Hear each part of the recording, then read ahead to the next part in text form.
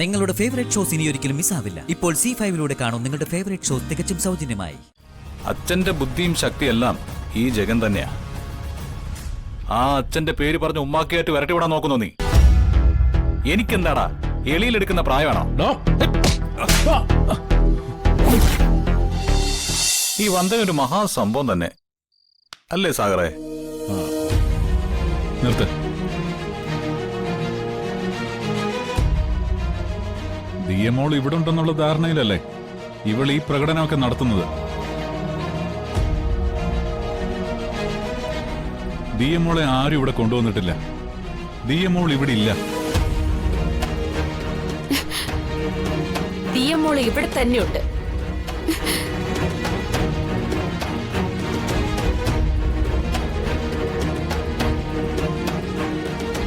ഞാൻ പറഞ്ഞതനുസരിച്ച് സാഗർ ദിയമോളെ തട്ടിക്കൊണ്ടു വന്നതാ.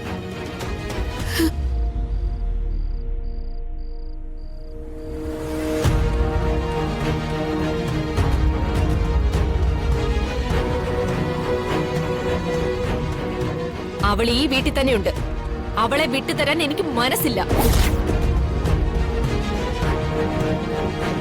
സാഗരെ, നീ ആരെ ഈ പേടിക്കുന്നേ?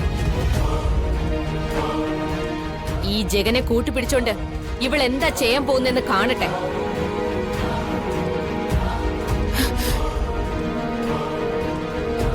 സാഗറേ, ആളറിയാതെ കളിക്കാൻ നിൽക്കരുത്. ആളറിയാതെ കളിക്കുന്നത് ജഗനാണ്. കുറുപ്പ് സാറിന്റെ മകനായതുകൊണ്ട് ഞാനൊരു ആദിത്യ മര്യാദ കാണിച്ചു. അസമയത്ത് ഞാടി നടക്കുന്ന ഒരുത്തിയും കൊണ്ട് പരാക്രമത്തിന് കയറി വന്നെന്ന് ഞാൻ കുറുപ്പ് സാറിനെ വിളിച്ചു പറഞ്ഞ പിന്നെ നീ ബാക്കി ഉണ്ടാവുക ജഗ?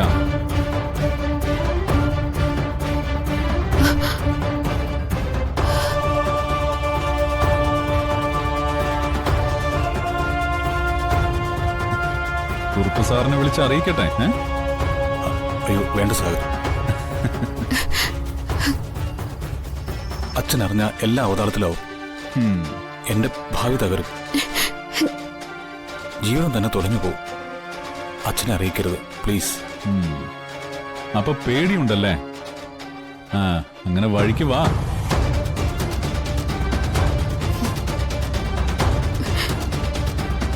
സാഗറെ, നമുക്ക് സ്വകാര്യമായിട്ട് അല്പം സംസാരിച്ചുകൂടെ?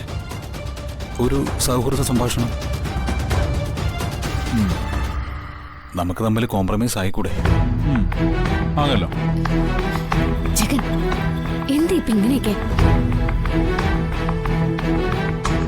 ദിയമോളെ വീണ്ടെടുത്ത് തരാമെന്ന ഉറപ്പിന്മേലല്ലേ ഞാൻ കൂടെ വന്നത്.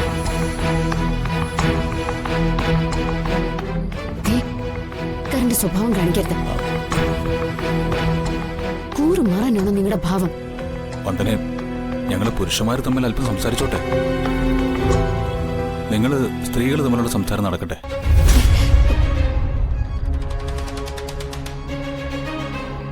വാ സാഗറെ. വാ. അത് കൂട്ടുപിടിച്ചോണ്ട് വന്നവൻ കൂറുമാറിയടി. കണ്ടില്ലേ കാറ്റ് പോയ ബലൂൺ പോലെയുള്ള പോക്ക്. ഇനിയും എന്തിനാടി നാണം കെട്ടി നിൽക്കുന്നേ? ഇറങ്ങി പോടി. ന്യായമായൊരു ലക്ഷ്യം മുന്നിലുണ്ടെങ്കിൽ അത് സാധിച്ചെടുക്കാതെ പിന്മാറില്ല ഈ വന്ദന. ദിയമോൾ ഇവിടെ ഉണ്ടെങ്കിൽ ഞാൻ കൊണ്ടുപോയിരിക്കും. ഓ പിന്നെ ഒരുമ്പിട്ട് ഇറങ്ങിയിരിക്കല്ലേ നീ?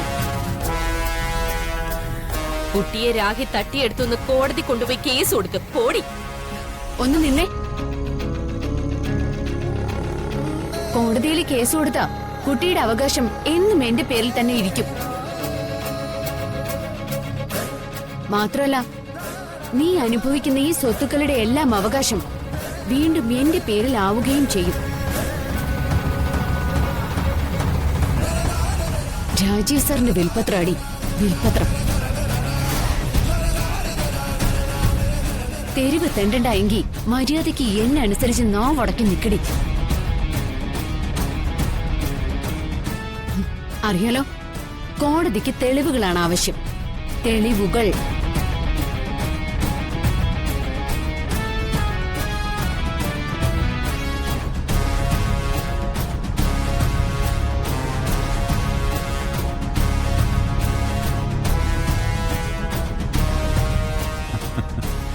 മല പോലെ വന്ന ജഗൻ അച്ഛന്റെ പേര് കേട്ടപ്പോ എലി പോലെയായി. അങ്ങനെ വേണം അനുസരണയുള്ള മകൻ. എടോ സാഗറെ, അച്ഛന്റെ ബുദ്ധിയും ശക്തിയെല്ലാം ഈ ജഗൻ തന്നെയാ. ആ അച്ഛന്റെ പേര് പറഞ്ഞ് ഉമ്മാക്കിയായിട്ട് വരട്ടി വിടാൻ നോക്കുന്നു നീ. എനിക്കെന്താടാ എളിയിലെടുക്കുന്ന പ്രായമാണോ? ഡോ.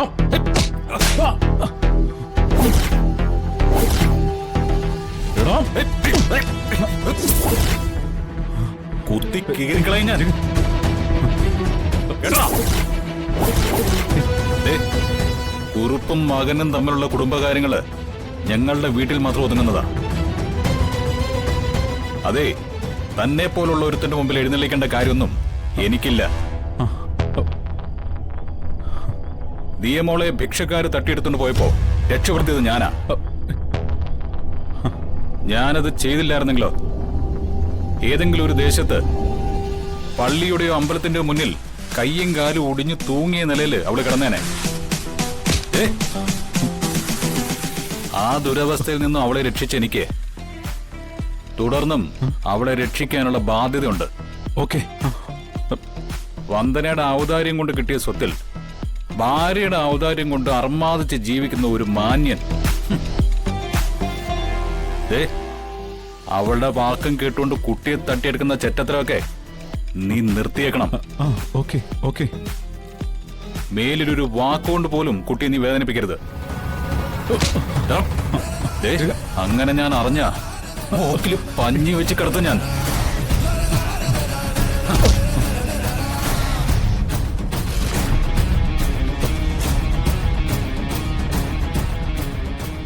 ആരുടെ മുന്നിൽ ചെല്ലുന്നത് മാന്യമായിട്ട് തന്നെ ആയിക്കോട്ടെ.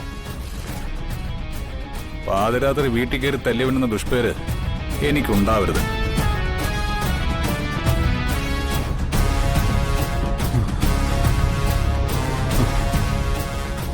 ഇപ്പം എടുക്കണേ.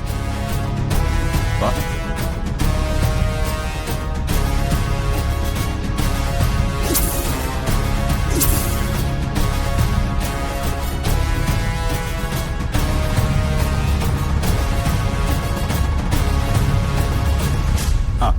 അപ്പോ എല്ലാം പറഞ്ഞ പോലെ എല്ലാം കോംപ്രമൈസ് ആക്കിയോ?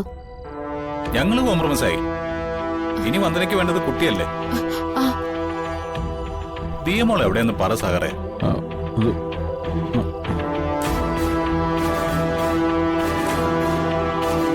പറ.